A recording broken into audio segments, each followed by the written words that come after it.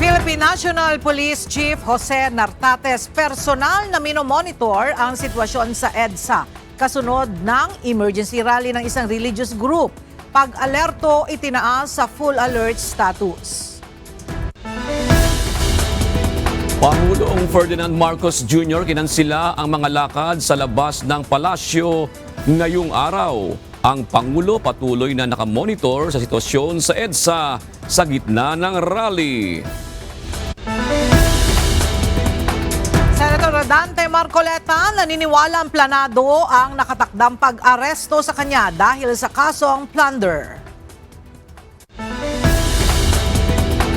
Proseso ng paglilitis kay Vice President Sara Duterte ipinanawagang huwag hadlangan. Maximum tolerance ipinagutos ng Department of the Interior and Local Government sa mga otoridad kaugnay ng rally sa EDSA.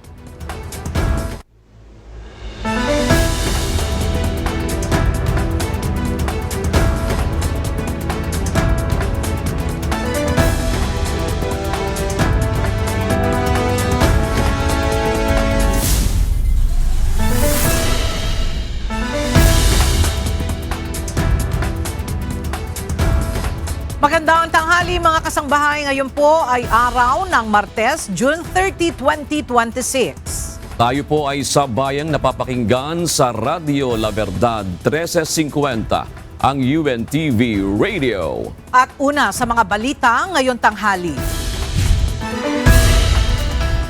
Kinansela ni Pangulong Ferdinand Marcos Jr. ang mga nakaschedule niyang lakad sa labas na Malacanang ngayong araw. Sa halip, pinili na lang nitong i-monitor ang sitwasyon sa EDSA sa gitna ng nangyayaring protesta. May report si Nel Maribuhok live. Nel, ilang event ng Pangulo ang kinansela ngayong araw at meron na bang pahayag ang palasyo sa nangyayaring tensyon sa bahagi ng White Plains kung saan naghaganap ang protesta? Yes, dalawang event ang nakatakda ng daluhan ng Pangulo ngayong araw. Una ay yung Traditional Foreign Correspondents Association of the Philippines o FOCAP Presidential Luncheon. At yun sanang inauguration ng Marine Cleanup Vessel for the Enhancement of Marine Litter Management o EMLM sa Manila Bay Project. Nakatutok sa sitwasyon si Pangulong Ferdinand Marcos Jr. ngayong araw, partikular na sa mga naapektuhan ng rally dyan sa White Plains sa bahagi ng EDSA. Ayon kay Palace Press Officer Undersecretary Claire Castro, nagmo-monitor ngayon ng Pangulo at patuloy na inaalam ang nangyayari sa mga kababayan natin na naantala sa paglalakbay at pagtatrabaho dahil sa nangyayari sa EDSA. Tinututukan din ni PBBM ang kapakanan ng mga naiipit sa gitna ng EDSA, pati na rin ang pagsasagawa ng mga pulis sa kanilang mandato na magbigay proteksyon at seguridad sa mga inosente nating mga kababayan. Kanina inanunsyo ng Malacanang ang pagkansela nga dito sa dalawang events ng Pangulo sa labas ng palasyo para matutukan nga yung nangyayari dito sa bahagi ng EDSA. Pero may mga events pa rin ng Pangulo sa loob ng palasyo na matutuloy mamayang hapon. Ella. Alright, maraming salamat, Nel Maribuhok. Mahigpit na binabantayan ng Philippine National Police ang sitwasyon sa EDSA People Power Monument at White Plains. Ito'y kasunod ng isinasagawang emergency rally ng isang religious group simula kaninang madaling araw. Mula sa Camp Crame, may report si Leia Ilagan live. Leia, ilang tauhan ng PNP ang nakadeploy sa ngayon at ano pa ang contingency plans nila sakaling dumami pang tao dyan sa EDSA? Magandang tanghali sa iyo, John. Sa ngayon ay nasa 6,000 mga pulis ang i-deploy ng pambansang pulisya dyan sa mga lugar na pinagdarausan ng protesta ng isang religious group. Nagtaas na rin na June ng alerto ang Philippine National Police. Ito'y kasunod nga na isinagawang emergency rally ng isang religious group simula pa kaninang madaling araw. Ayon sa PNP, naka-full alert na ang National Capital Region Police Office, Police Regional Office 3 at Police Regional Office 4A. Pinangunahan ni PNP Chief Police General Jose Melencio Nartates Jr. ang monitoring sa sitwasyon dyan sa EDSA. Mula sa PNP Command Center, makikita real-time ni General Nartates ang sitwasyon sa ground sa iba't ibang lugar sa Metro Manila. Kaya naman agad ito nakapagbababa ng utos ng mga commander. Sa kasalukuyan nga June, nasa halos 6,000 pulis ang nakadeploy sa lugar na mayroong rally. Nasa 10,000 protesters naman ang dumalo. 2 protesters ang inaresto habang 3 pulis ang nasugatan matapos na masuntok at magulungan ng bus. Ayon sa PNP, nakatuon ang presensya ng pulis sa pagpapanatili ng kaayusan, pagtiyak sa kaligtasan ng publiko at pagpapanatili ng maayos na daloy ng trapiko. Ang Department of the Interior and Local Government naman, inatasan ng PNP na makipag-ugnayan sa mga lokal na pamahalaan. Bukod dyan, ipinatitiyak din ng DILG sa pulisya ang pagpapatupad ng maximum tolerance at maayos na seguridad at traffic management. Nanawagan din ang DILG sa mga nakiisa sa protesta na isagawa ng maayos at naaayon sa batas ang pagpapahayag ng kanilang saloobin. Samantala, June, ang Quezon City Police District ay nakabantay din sa sitwasyon. 3:00 pa lamang ng umaga, nasa area na ang mga tauhan ng QCPD at nakipag-ugnayan na rin sa iba pang ahensya upang matiyak ang kaayusan at kaligtasan ng sitwasyon. June? Leia, kung inaasahan nilang maaring dumami pa yung pupunta dyan, meron pa ba silang mga lugar na binabantayan sa ngayon bukod dyan sa EDSA White Plains? June, kasama din sa babantayan ng Philippine National Police ay ang Menjola, malapit dyan sa palasyo ng Malacanang, dyan sa may Ayala Bridge, sa may Luneta, Grandstand at iba pang lugar dyan sa Metro Manila, kasama rin ang liwasang Bonifacio. June. Maraming salamat, Leia Ilagan. Inatasan ng Department of the Interior and Local Government o DILG ang Philippine National Police at ang Local Government Unit na magpatupad ng maximum tolerance. Kaugnay ito ng pagresponde ng mga otoridad sa rally na isinasagawa ng isang religious group sa EDSA kaninang umaga. Nanawagan naman ang DILG sa mga participant at stakeholders na responsableng gawin ang kanilang karapatan, panghawakan ng rule of law at makipag-coordinate sa mga otoridad.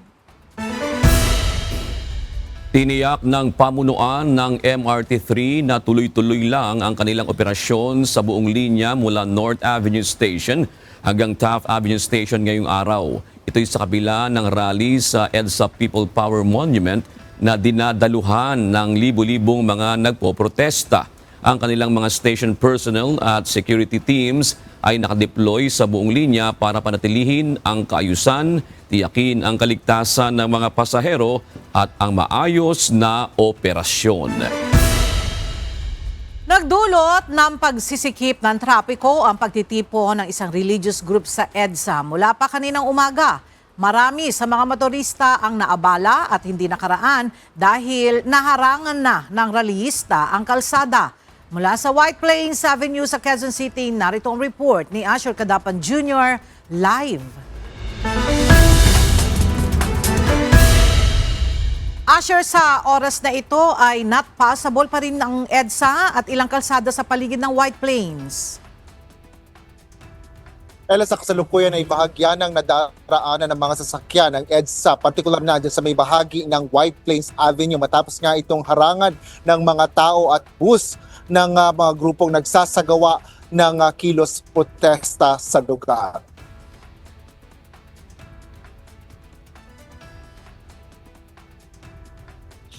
Maraming motorista ang naipit sa traffic kaninang umaga dahil sa rally ng isang grupo dito sa EDSA, partikular na sa bahagi ng White Plains. 5:15 nang isara ng Metropolitan Manila Development Authority o MMDA ang east at westbound ng EDSA sa mga motorista.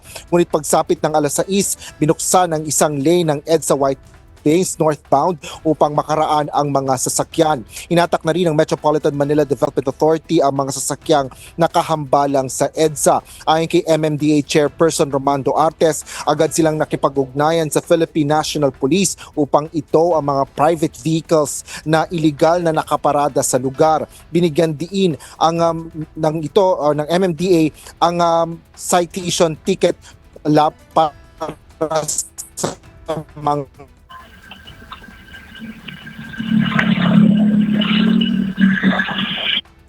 Bagamat ginagalang po namin yung karapatan ng bawat isa na magpahayag ng kanilang saloobin, kailangan po rin natin irespeto yung karapatan ng ordinaryong mamamayan na gusto lang pumasok sa trabaho, pumasok sa eskwela at makarating sa kanilang pupuntahan ng hindi naman po napupermisyo.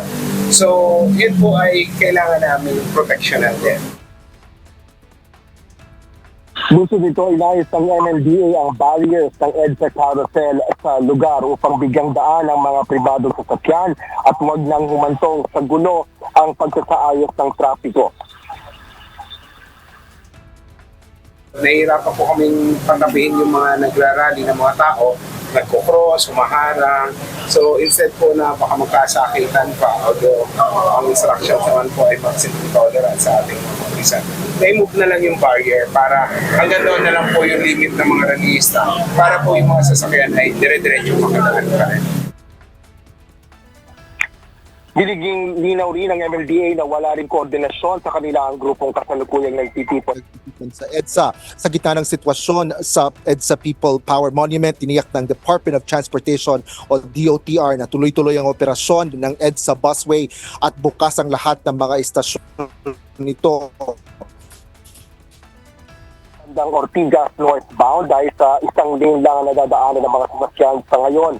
Mabagal din ang daloy ng mga bus mula Santolan hanggang Ortigas southbound. Ipinag-utos na ni Transportation Secretary Giovanni Banoy Lopez ang mas pinaigting na pagtatalaga ng mga tauhan ng Special Action and Intelligence Committee on Transportation o SAIC sa lahat ng mga bus station.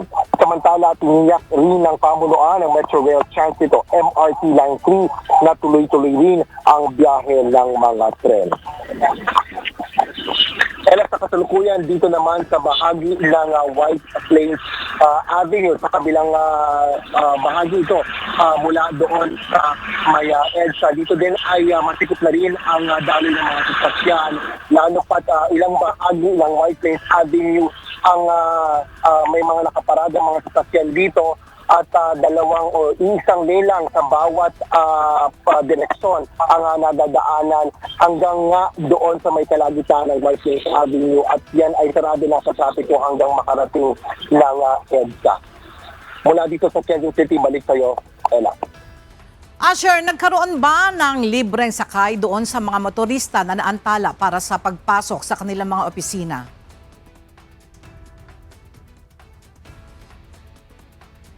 Yes. Department of Transportation bukod niya ng antala na naidulot nitong mga pagsasagawa ng kilos protesta, partikular na dito sa EDSA busway dahil marami rin na mga naapektuhan dahil kanina maaga pa lang ay hindi na halos madaanan ang mga kalsada dito, partikular na nga dyan sa may EDSA northbound sa may kanto ng White Plains Avenue. Nakita din natin kanina na bahagi noong EDSA southbound naman, doon sa kabila naman ng katapat ng EDSA People Power Monument, may bahagi dyan na may ibang mga rallyista, mga pedestrian na nagtipon-tipon din dyan para naman nakaharang doon sa may EDSA, bahagi ng EDSA southbound na nagdulot ng mabigat na trapiko din sa lugar na nakaapekto nga ng mga pumapasok sa opisina at hindi mga pumapasok sa mga eskwelahan. At mamaya at bibigay tayo ng update kung ano yung magiging resulta ng pagtulong na isasagawa ng Department of Transportation at inaasahan natin yung MMDA ay una namang umaaksyon kaugnay sa pagbibigay ng mga libreng sakay para sa mga apektadong mga sektor, yung mga commuters papunta sa kanilang mga trabaho at eskwela. Ella. Alright, maraming salamat, Asher Kadapan Jr. Paalala sa mga motorista bahagyang nakararanas ng moderate traffic ang mga biyahero na dumadaan malapit sa Liwasang Bonifacio kung saan may nagaganap ding kilos protesta ang isang religious group. Wala naman sa Maynila, ang detalye ihahatid ni Benedict Samson live. Benedict, kumusta ang traffic situation dyan sa lugar? Magandang umaga, June. Nandito tayo ngayon sa may tapat ng Liwasang Bonifacio saan makikita na light to moderate na yung nararanasang Ito nga sa mga kalsadang patungo ng Recto at patungo sa Top Avenue. Bagamat may nararanasang bahagyang pagsikip sa daloy ng mga sasakyan kanina ay maayos pa rin namang nakakabiyahe ang mga motorista dito sa Padre Burgos Avenue. Kanina umaga nagsagawa ng kilos protesta ang isang religious group dito sa Liwasang Bonifacio. Kaya naman bahagyang nakaranas ng kaunting pagsikip ng daloy ng mga sasakyan dito sa lugar, partikular na yung mga sasakyang galing ng Quiapo, Maynila. At para rin masiguro na walang magiging aberya sa lagay ng trapiko, ay nakaposisyon na rin ang Manila Traffic and Parking Bureau upang isaayos ang daloy ng mga sasakyan. Yun sa ngayon ay natigil muna panandalian itong programa na isinasagawa dito sa kilos protesta at inaasahang babalik din mamayang kaunti.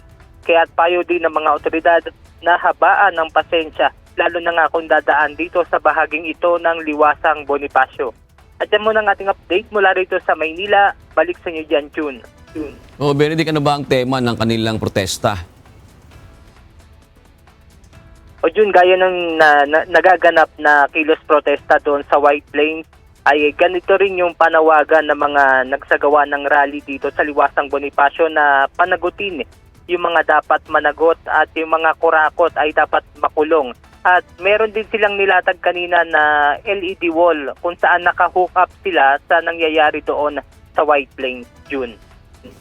Maraming salamat, Benedict Samson. Kinumpirma ni Ombudsman Jesus Crispin Boyeng Remulla na mahigit 8 kaso laban sa mga kongresista, contractor at ilang senador ang nakatakda ng sumailalim sa preliminary investigation. Samantala, nakatakda na rin gawing state witness ng Ombudsman si dating DPWH Secretary Manuel Bonoan na nahaharap sa kasong graft at plunder dahil sa maanumalyang flood control projects. Ang detalye hatid ni Ryan Lacanlale. Magsisimula na ngayong linggo ang preliminary investigation sa mahigit 8 kaso na natapos na sa fact-finding investigation. Ayon kay Ombudsman Jesus Crispin Remulla, karamihan sa mga reklamong ito ay may kaugnayan sa flood control projects at umano'y conflict of interest na kinasasangkutan ng mga kongresista at contractor. Karamihan flood control tsaka conflict of interest. Sako pareho yan. Kasi bawal nga maging contractor bawal yan Kaya lang hindi ito pinansin ng napakatagal na panahon. Ngunit alam naman natin isa yan sa mga dahilan kung bakit nagkakagulo-gulo tayo sa larangan ito para nawala na yung dividing line between decent and indecent behavior. For preliminary investigation naman ngayong linggo ang kaso ni Senator Joel Villanueva dahil nakulangan ng Ombudsman sa case build-up na isinagawa ng Department of Justice. Hindi namin tinanggap yung findings ng DOJ kasi nakulangan kami sa case build-up na ginawa ng DOJ, so we have to conduct our own. And we have to conduct our own. Ano yan It's our choice whether or not to accept the work of the DOJ because we delegate work to them. And in case we have to improve on the cases to make sure that they're tight cases, watertight cases, then we conduct our own PI in this office. Samantala, nasa 2 hanggang 3 linggo naman bago matapos ang preliminary investigation sa kaso ni Senator Chis Escudero na pawang may kinalaman sa issue ng flood control. Nakatakda namang maghain ng kasong plunder ang Ombudsman sa Sandigang Bayan laban kay Senador Rodante Marcoleta dahil sa umano'y 75 million pesos campaign donations noong January 2025 na hindi umano idiniklara ng senador sa kanyang campaign contributions sa Statement of Contribution and Expenditures o SOSE. It's Senator Marcoleta, definitely. For resolution we're about to file it already. Sabi ng Ombudsman, hindi na maaaring maging bahagi ng Senate proceedings ang mga senador na may kinakaharap na kasong plunder at sinuspindi na ng Sandigang Bayan gaya ni Senator Jinggoy Estrada. At posibleng ganito rin ang mangyari kay Senator Marcoleta. In accordance with the plunder law, they cannot anymore. Mariin namang itinanggi ng Ombudsman na binabawasan nila ang minority senators sa pamamagitan ng pagsasampa ng mga kaso laban sa kanila. Samantala, kinumpirma din ni Ombudsman Remulla na mayroon ng nilagdaang cooperation agreement si dating DPWH Secretary Manuel Bonoan upang magsilbing state witness. Ayon kay Remulla, hihilingin nila sa korte na ma-discharge si Bunoan bilang respondent upang formal na makapagbigay ng testimonya para sa prosekusyon. Binigyang diin ng ombudsman na mahalaga ang kaalaman ni Bunoan sa naging pamamalakad sa buong DPWH dahil makatutulong umano ito sa pagpapatibay ng maraming kasong inihahanda nilang isampa. Dagdag pa ni Remulla na hindi lamang isang kaso ang maaaring makinabang sa magiging testimonya ng dating DPWH Secretary, kundi maging ang iba pang mga reklamong kasalukuyan nilang binubuo. We already have a signed agreement for the cooperation of former Secretary Manuel Bunoan to be a state witness, to be a cooperating witness. We will discharge him we will ask the court to discharge him as a respondent so he can testify for us as a state witness. The knowledge that he has about the whole institution is something very important to us to be able to prove many cases. There are other people who will be we will be benefiting from his testimony with regards to so many of the cases that we are filing. Aminado rin si Remulla na isa sa mga dahilan ng kanilang pagmamadali ay ang kalagayan ng kalusugan ni Bunoan. Kaya nais umano nilang agad na maitala o maipreserba ang kanyang testimonya upang magamit sa pag-usad ng mga kaso. Ryan Lacanlale, UNTV News and Rescue. Diyos ang aming sandigan, serbisyo publiko ang aming pinahahalagahan. Iniimbestigahan na ng Department of Labor and Employment ang legalidad ng pagtatrabaho ng dating head coach ng Ateneo Men's Basketball Team na si Thomas Anthony Tab Baldwin sa Pilipinas. Ayon kay DOLE Secretary Francis Tolentino, posible itong ma-deport sa sandaling kakitaan ng mga paglabag sa labor laws ng bansa. Narito ang report ni Benedict Samson. Kasama ng kanyang dalawang legal counsel, dumalo ng personal kahapon sa tanggapan ng Department of Labor and Employment si resigned Ateneo Men's Basketball Team Head Coach Thomas Anthony Tab Baldwin. Ito ang special panel na binuo ng DOLE upang magsagawa ng investigasyon kaugnay sa legalidad ng pagtatrabaho ni Tab Baldwin sa Pilipinas. Wala kami dun sa criminal aspect. What we are here is to ensure continuous compliance with labor laws. Not just for Mr. Baldwin, but for others similarly situated. Kahapon, inusisa ni Secretary Francis Tolentino si Baldwin kung mayroon itong hawak na Alien Employment Permit o AEP, ngunit wala itong naipakita.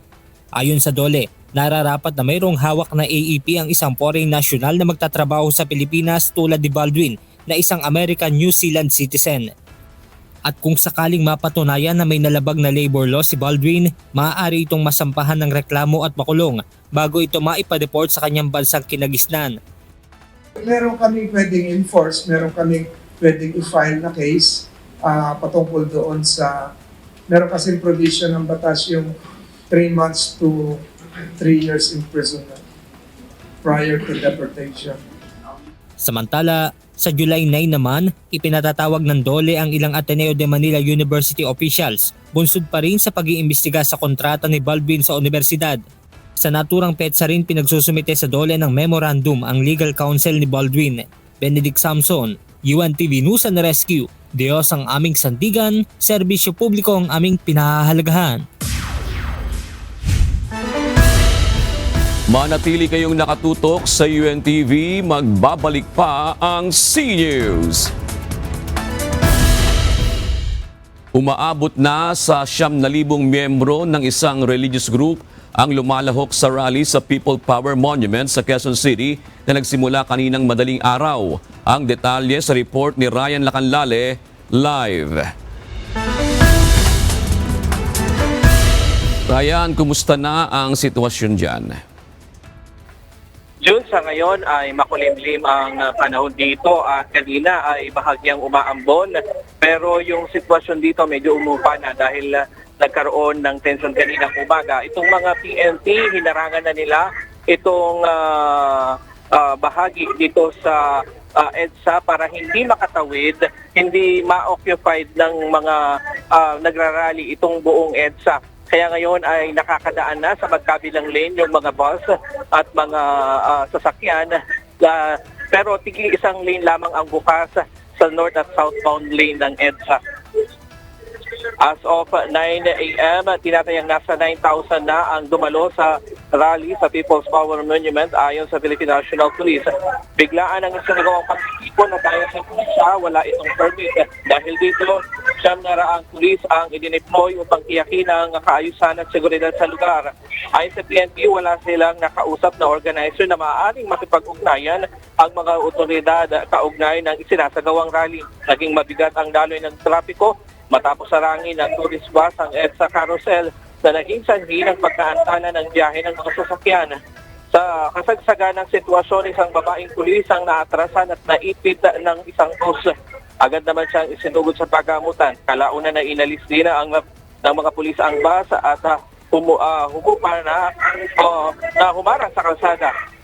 At nagkaroon din ng tensyon sa pagitan ng mga otoridad at ilang mga nagrarally kung saan 3 ang kanilang inaresto. Sa kasalukuyan ay nagpapatuloy ang programa sa People Power Monument habang nananatiling nakaantabay ang mga otoridad upang mapanatili ang kaisan at seguridad sa lugar. Yan muna ang latest mula dito sa People Power Monument. Balik sa iyo, June. Ryan, isang tanong lang, hanggang anong oras ba yung protesta dyan? June, yun nga, dahil nga walang organizer na nakakausap ang PNP, hindi nila alam kung hanggang anong oras tatagal itong rally dito. Pero ang sahanay ng PNP, magbabantay sila habang dito yung mga rallyista. Alright, maraming salamat, Ryan Lacanlale. Naniniwala si Senator Rodante Marcoleta na planado ang nakatakdang pag-aresto sa kanya. Ito ay matapos i-anunsyo ng Ombudsman kahapon na maghahain sila ng kasong plunder laban sa senador sa Sandigan Bayan ngayong linggo. Mula sa Senado, may detalye si Jed Neresina, live. Jed, bakit nasabi ni Senator Marcoleta na planado ang lahat? Ella, naniniwala si Senator Rodante Marcoleta na itong nakatakdang pagsasampa ng kaso laban sa kanya ng Office of the Ombudsman ay isang paraan upang patahimikin umano siya at hadlangan yung kanyang partisipasyon bilang Senator Judge dito sa inaasahang pagsisimula ng impeachment proceedings ni Vice President Sara Duterte sa susunod na linggo. Binatikos ni Senator Rodante Marcoleta ang ani ay umiiral na pattern kung saan ang mga tinawag niyang nagnanais maglabas ng katotohanan ang tinatarget sa halip na ang mga tunay na nasa likod ng umano'y pagnanakaw sa kaban ng bayan. Ito ang naging pahayag ng senador matapos i-anunsyo kahapon ni Ombudsman Crispin Remulla na maglalabas na sila ng resolusyon para sa kasong plunder laban sa mambabatas at posibleng maisampa na ang reklamo sa mga susunod na araw.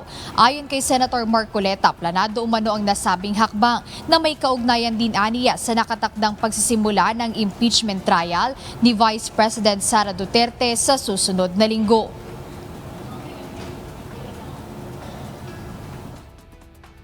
Ang isa pa pong inaasahan nila ay hindi na po ako makakasali doon sa impeachment proceedings na nakatakda pong magsimula sa susunod na linggo. Sa mga tweet, 2 ibon sa isang putok, mga kababayan. So talagang maliwanag na planado po ito, mga kababayan.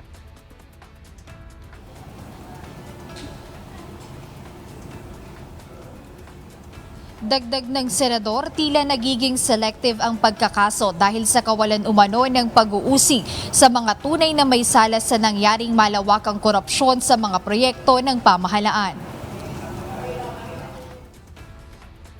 Meron na pong isang demanda kay Martin Romualdez na nakabinbin pa April 2026. Yung isa na inakusahan na dating kalihim ng DPWH ay kanilang kinasangkapan upang siya din ay maging state witness.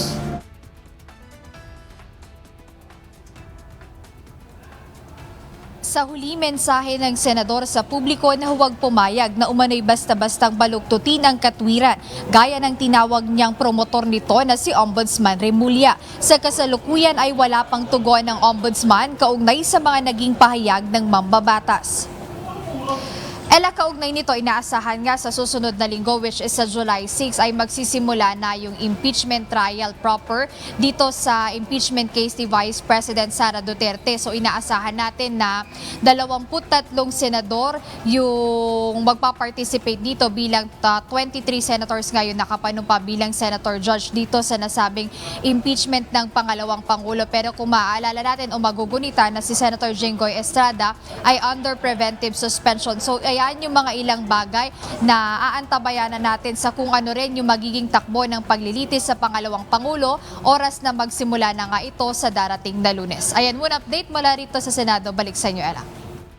Maraming salamat, Jed Naresina. Pagsuporta kay Senator Rodante Marcoleta ang isinasagawang rally ng isang religious group sa EDSA ngayong umaga. Sa isang programa ng religious group kanina, sinabi ng tagapagsalita nito na si Edwil Zabala na si Senator Marcoleta ang nanguna sa pag-iimbestiga sa pinakamalaking pandarambong sa kasaysayan. Sinimulan umano niya ito noong siya ang chairman ng Blue Ribbon Committee ng Senado. Sinabi ng Office of the Ombudsman na magsasampa ito ng plunder case kay Senator Marcoleta na Sandigang Bayan dahil sa issue ng 75 million pesos na campaign donations. Sa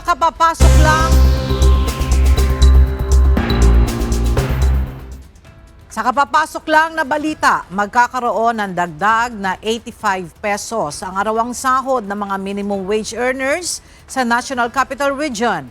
Inanunsyo ito ni Labor Secretary Francis Tolentino ngayong umaga.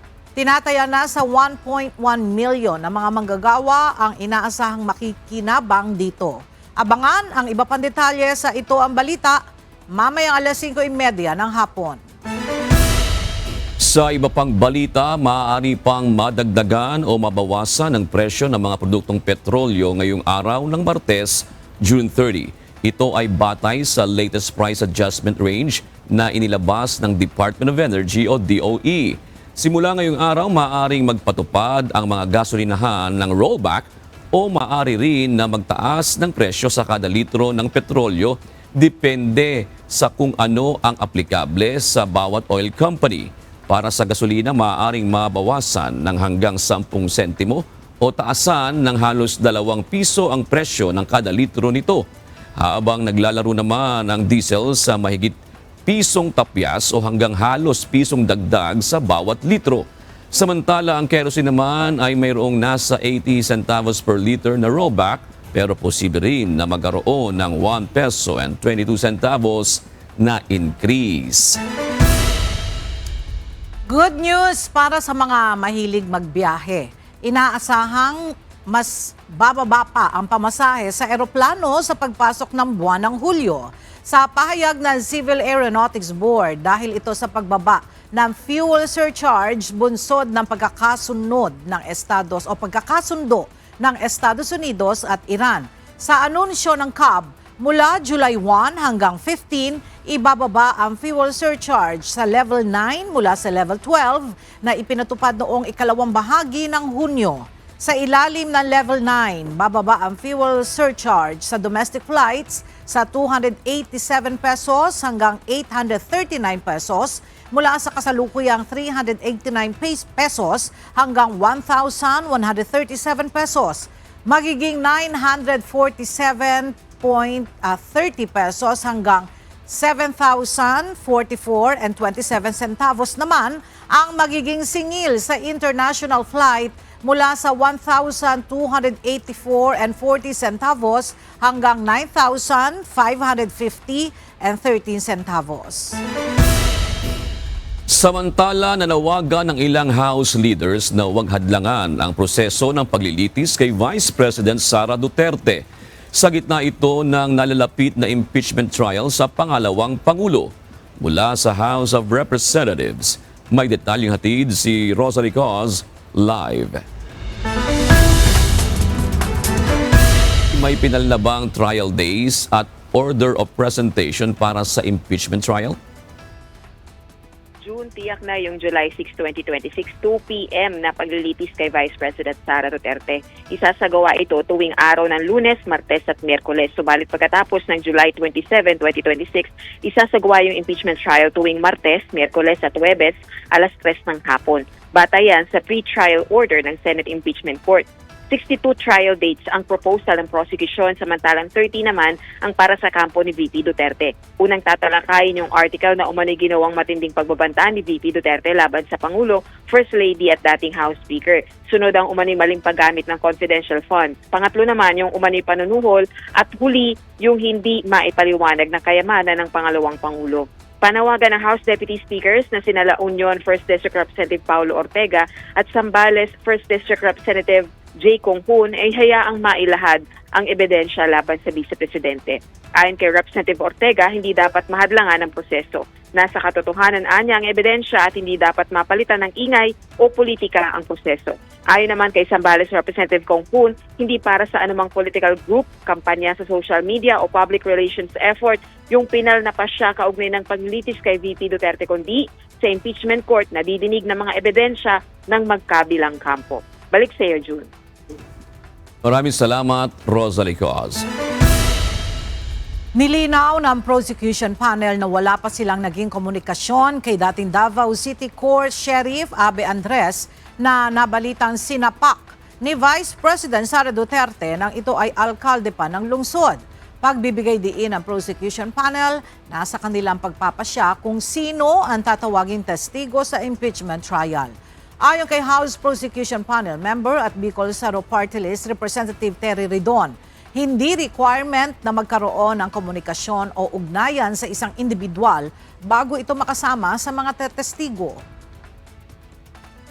Hindi necessary po na previously informed ang isa pang witness bago maisali po sa isang witness list. No? More importantly, I don't think yung pong si Senator Trillanes, si Mr. Madriaga, had been informed by the defense that they will be asked to be their witness. No?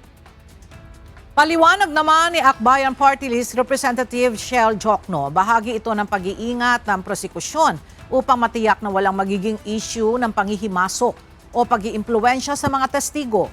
Dagdag pa niya, hindi rin nakasalalay sa testigo kung siya ay haharap o hindi sa paglilitis dahil sa nasa Senate Impeachment Court ang kapangyarihan na mag-comply o magpalabas ng subpoena kung kinakailangan.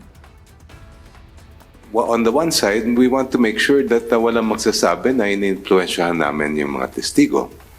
On the other hand, it would also be good that we communicate with them if it is at all possible.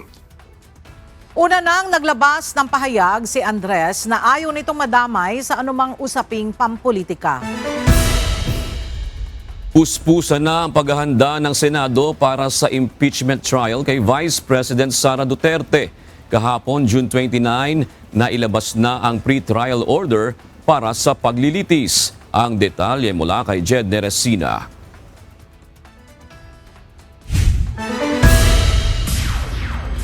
Puspusan na ang paghahanda ngayon ng Senado para sa nalalapit na impeachment trial ni Vice President Sara Duterte sa susunod na linggo, July 6. Ayon kay Senate President Sherwin Gatchalian, bilang siya ang magiging presiding officer sa impeachment trial, ay sinimula na niya ang pag-aaral sa 4 na articles of impeachment ng pangalawang Pangulo. Ibinahagi ng Senador na pinapanood niya ang mga nakaraang video ng 2012 Corona impeachment trial upang kumuha ng gabay sa magiging takbo ng proseso. Bukod dito, puspusan din niya ang kanyang konsultasyon sa legal experts upang matiyak na magiging maayos at mabilis ang takbo ng nasabing paglilitis. Ayon pa kay Senate President Gatchalian, malaking bagay ang kanyang karanasan bilang mambabatas, ngunit kumukonsulta pa rin aniya siya sa ibang mga senador na may karanasan sa impeachment trial. Kaugnay nito, nabanggit din ng senador na tinatayang tatagal ng 7 hanggang 8 buwan ang trial at kung magsisimula ito ngayong Hulyo ay inaasahang sa Pebrero ng susunod na taon matatapos. Dahil dito, naghahanap na ng paraan ang Senado kung paano mapapabilis ang proseso dahil ayon kay SP Gatchalian, hindi maaaring mapabayaan ang iba pa nilang trabaho, partikular na ang pagbabalangkas ng mga panukalang batas at ang pagtalakay sa 2027 national budget sa darating na Agosto. Jedne Resina, UNTV News and Rescue. Diyos ang aming sandigan, serbisyo publiko ang aming pinahahalagahan. Pinasinayaan kanina ang barkong MV Nilad na donasyon ng South Korea sa pangunguna ng pamahalaan ng Pilipinas at mga opisyal ng South Korea. Gagamitin ang nasabing vessel sa paglilinis ng Manila Bay. Mula sa Maynila, may detalye si Dante Amento live.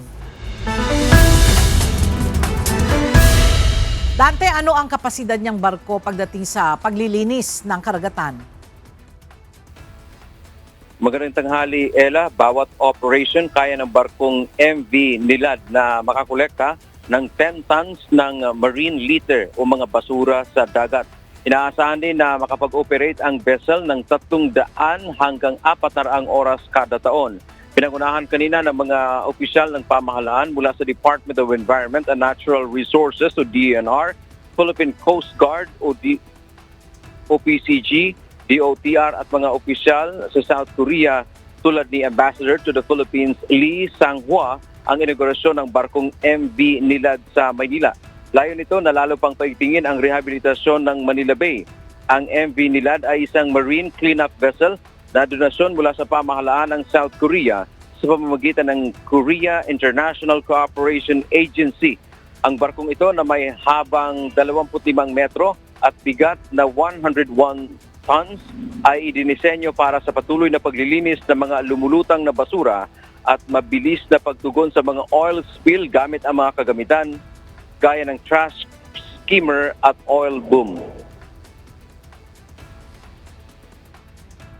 Meron po tayong continuing mandamus order from the Supreme Court way back in 2008 na dapat manumbalik po yung water quality ng Manila Bay to Class SB status, meaning fit for swimming and recreational activities. So ito pong vessel na ito, itong MV Nilad, malaking bagay po in terms of us mabawasan po ang ating mga marine litter along the 3 regions. Yung Manila Bay region po is composed of NCR, Region 3 and Region 4A. Ang proyektong ito ay bahagi ng $8.2 million Enhancement of Marine Litter Management in Manila Bay Project, isang 5 taong pakikipagtulungan ng Pilipinas at South Korea upang mapabuti ang solid waste management at maprotektahan ang mga coastal ecosystem. Magkakaroon ng whole-of-government approach sa pagpapatakbo nito kung saan magtutulungan ang DENR, Department of Transportation at Philippine Coast Guard para linisin ang Manila Bay. Ayon sa DENR, ang MV Nilad ay isang malaking hakbang sa pagpapalawak ng operasyon sa dagat at nagpapakita kung papaano nagbubunga ang pagtutulungan para sa kapaligiran at mamamayan. Target na maging ligtas muli ang Manila Bay sa paliligo ng ating mga kababayan sa pamamagitan ng paglilinis nito, alinsunod na rin sa naunang desisyon ng Korte Suprema. Yan man ang ating update mula dito sa Maynila. Balik sa iyo, Ella. Maraming salamat, Dante Amento. Hihilingin ng Department of Education sa Department of Budget and Management ang pagdagdag ng pondo ng ahensya. Ito'y para sa pagsaayos ng seguridad sa mga paaralan at pagdagdag ng security guard sa mga pampublikong eskwelahan. Ang balitang yan hatid ni Mia Alonzo. Kaalinsabay ng pagpapatupad ng mas mahigpit na seguridad sa mga paaralan matapos ang magkakasunod na insidente ng karahasan na kinasangkutan ng mga estudyante. Mangangailangan ang Department of Education ng karagdagang pondo para sana makapagtalaga ng mas maraming security guards sa mga pampublikong eskwelahan. Kaugnay nito, plano ng DepEd na humiling ng dagdag pondo sa Department of Budget and Management. Well, siguro kailangan natin ng pondo or ng position para sa security guard. Yun ang pinaka-importante. Yung ibang school, kailangan ng more than one security guard. So, kulang na kulang yung mga plantilla items natin for security guards.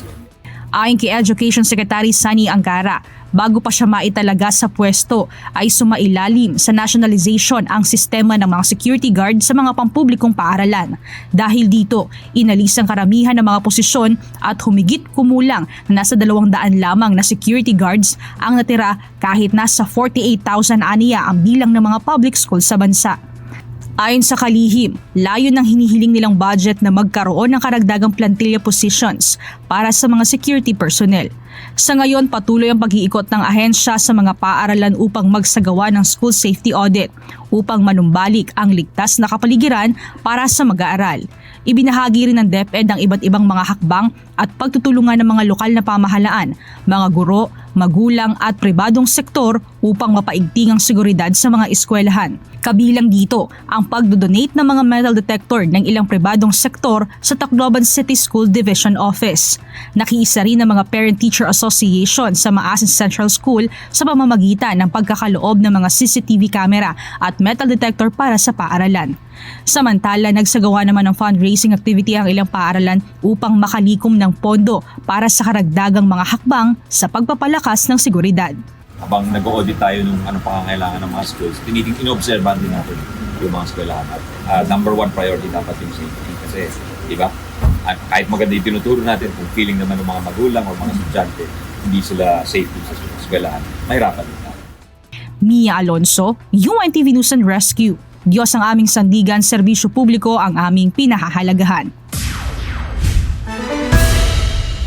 Nananatiling confidential ang proseso ng warrant of arrest ng International Criminal Court kay dating Pangulong Rodrigo Duterte. Ayon ito kay Attorney Gilbert Andres, ang kinatawan o abogado ng mga biktima ng war on drugs ng Duterte administration. May detalye si Dante Amento. Nilinaw ni Attorney Gilbert Andres, kinatawan ng war on drugs victims sa International Criminal Court o ICC, ang mga mahahalagang detalye tungkol sa operasyon at legal na proseso ng ICC kaugnay ng investigasyon sa Pilipinas. Binigyang diin ito na ang pag-apply ng prosecutor para sa isang arrest warrant ay isang silyado at sikretong proseso. Layunin ng pagiging confidential nito na matiyak na magiging epektibo ang pagpapatupad ng aresto at hindi ito matutunugan o matakasan ng subject. Ang pahayag na ito ay kasunod ng mga bali-balitang mayroon na umanong warrant of arrest laban kay Senator Bongo. Ang gusto po ng ICC, epektibo po ang pagpapatupad ng isang arrest warrant ng ICC.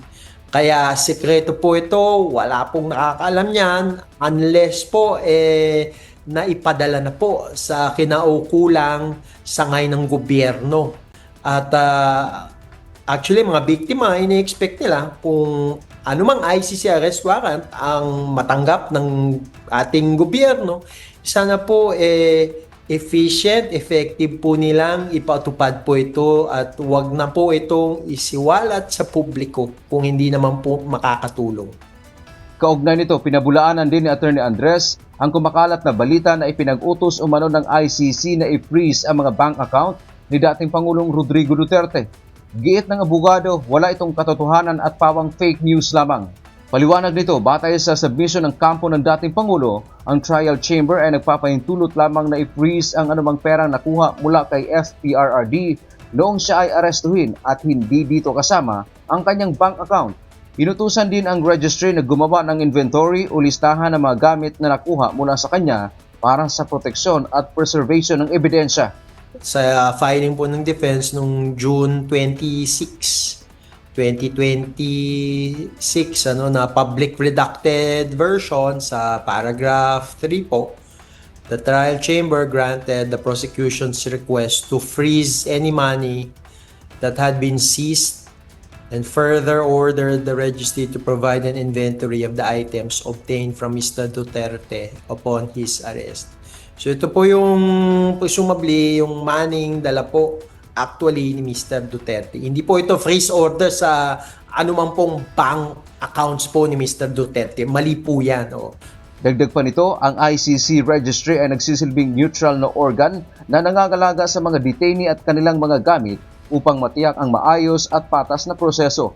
Muli ring nagpaalala sa publiko na huwag mag-speculate sa magiging desisyon ng chamber at manatiling nakabase lamang sa mga opisyal na filing ng korte Para sa wastong impormasyon, Dante Amento, UNTV, News and Rescue. Diyos ang aming sandigan, serbisyo publiko ang aming pinahahalagahan.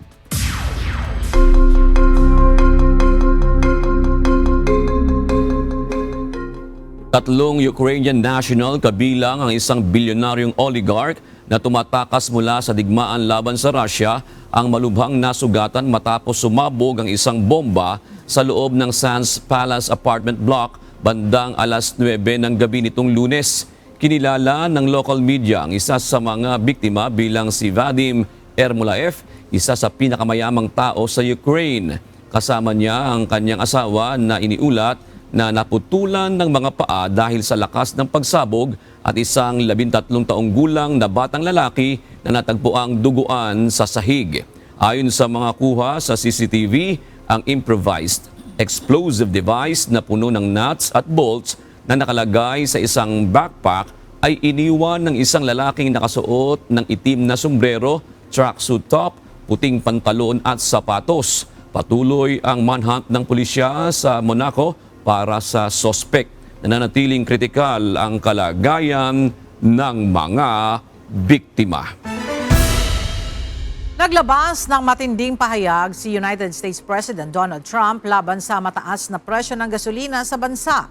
Ayon kay Trump, dapat agad ibaba ng mga gasoline retailer ang presyo ng kanilang produkto dahil bumaba na sa $68 per barrel ang presyo ng langis sa pandaigdigang merkado. Gate niya, ang tamang target ay nasa $2.50 per gallon at kung hindi kikilo sa mga kumpanya, posibleng magkaroon ng malaking problema sa hinaharap. Binatikos din ng Pangulo ang mabigat na buwis sa California na anyay mas mataas pa kaysa mismong presyo ng produkto. Dagdag pa niya, hindi dapat iisin ng mga mamamayan ang ganitong pang-aabuso mula sa kanilang pamahalaan. Patuloy ang pagdating ng mga puwersa ng militar ng Estados Unidos at United Kingdom upang tumulong sa earthquake relief operations na hiling ng pamahalaan ng Venezuela. Umabot na sa 1,430 ang kumpirmadong nasawi habang libu-libo pa ang nawawala sa itinuturing na pinakamalalang kalamidad na tumama sa Venezuela. 6 na UK search dogs ang salukuyang nakikipagtulungan sa UK International Search and Rescue Team sa gitna ng malawakang operasyon ng paghanap at pagsagip. Suportado ng Royal Air Force, nagdala ang grupo ng mga specialist rescue equipment at drones upang mas mapabilis ang pagtukoy sa mga biktima sa gitna ng mga guho. Ayon sa mga opisyal, mahalaga ang papel ng mga aso sa pagtukoy ng mga buhay na tao sa ilalim ng mga gumuhong gusali, lalo na't libo-libo pa ang nawawala matapos ang dalawang malalakas na lindol na tumama sa bansa. Ayon naman sa US Southern Command, pangunahin sa mga naipadala na ng Amerika sa Venezuela ay ang 6 na C-17 Globemaster cargo aircraft ng US Air Force, dala ang Marine Combat Logistics Company mula North Carolina. Kasama sa kanilang dala ang mabibigat na kagamitan, engineering assets at water purification systems. Bukod dito, nagpapatuloy ang paglipad ng C-17S at C-130 Hercules na nagdadala naman ng karagdagang tauhan at kagamitan. Nasa bansa na rin ang Contingency Response Element o CRE na binubuo ng 100 airmen na may expertise sa airfield management. Samantala, operational na rin ang Port of La Guardia na sa ngayon ay ginagamit ng USS Fort Lauderdale para maghatid ng mga kritikal na supplies.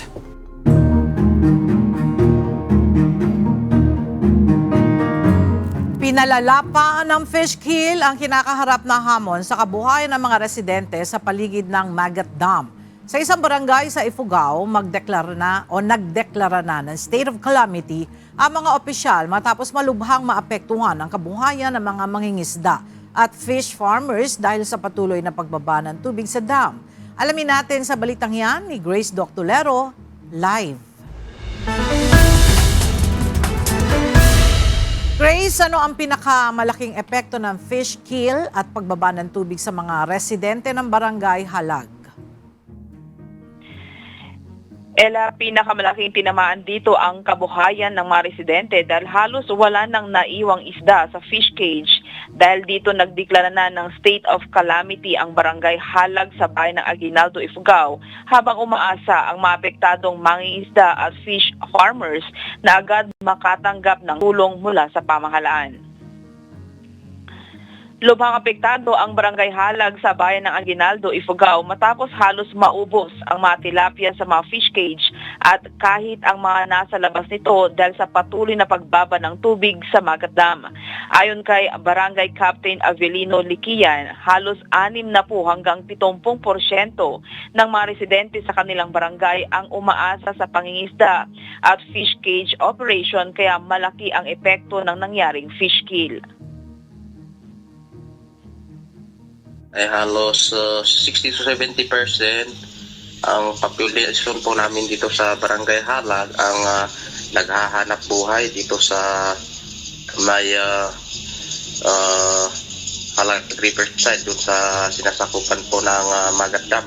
Nung patuloy pa ng pababa yung tubig ay talagang wala silang hanap buhay. Marami rin aniya sa mga fish farmer ang nangutang para sa feeds at fingerlings. Ngayon, hindi nila alam kung paano mababayaran ang mga ito dahil halos lahat ng kanilang isda ay namatay. Dahil din sa sobrang babaw ng tubig, hindi na makapasok ang mga bangka sa ilang bahagi ng barangay.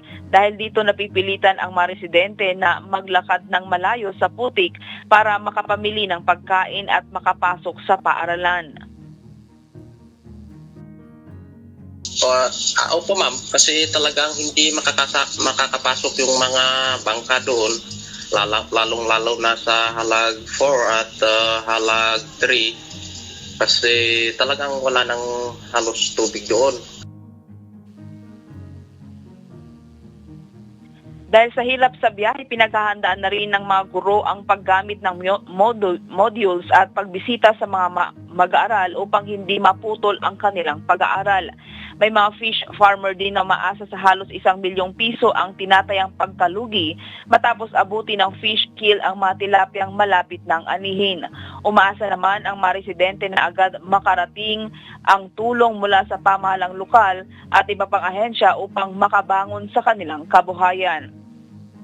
Nakikipag-ugnayan na ang barangay sa pamahalang bayan at pamahalang panlalawigan para sa agarang tulong sa mga apektadong residente. Yan muna ang balita. Balik sa'yo, Ella. Maraming salamat, Grace Doctolero. At sa ating iiwang mga salita ng Diyos na ating sandigan, mula sa aklat ng Juan 14 at 6 na nagsasabi, sinabi sa kanya ni Jesus, ako ang daan at ang katotohanan at ang buhay. Sino man ay di makaparoroon sa Ama, kundi sa pamamagitan ko.